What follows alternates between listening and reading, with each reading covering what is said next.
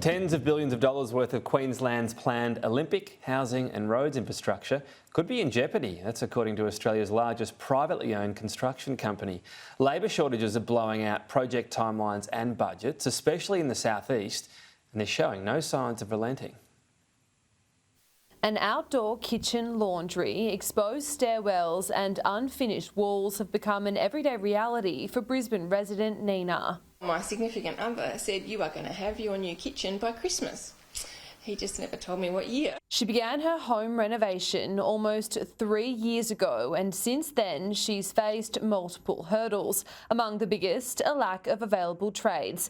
But the problem isn't limited to residential projects like Nina's, as rising costs force subcontractors to shut down. In the big end of town, for example, we've had two major form workers go into liquidation in the past year or so. Despite this, the state government's infrastructure plans for the next decade ahead of the 2032 Brisbane Olympics are nothing short of grand. So, I mean, it's one of the biggest events globally that any country or city would have to organise and plan for. Close to $60 billion has been committed to infrastructure projects over the next 4 years alone. That doesn't include a $7 billion fund for the Games, which will help pay for 6 new venues, 8 upgraded venues and 23 existing or temporary facilities. We have a huge amount of social infrastructure to build, as well as stadiums and Olympic villages before the Olympic Games. There's so much government work to build that I think the labour shortage issue isn't going away. With this in mind, I think they're just going to have to be realistic and pick and choose,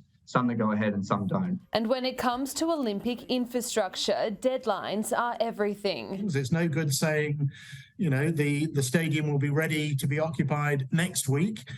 You can't do that. Senior building officials at a state and federal level were tasked with examining the current constraints on the labour market at the last meeting of national building ministers in August. But since then, no tangible solutions have been put forward. Yeah, they need to understand the construction market and the amount of work that can actually be delivered. Lucy Gray, Sky News, Brisbane.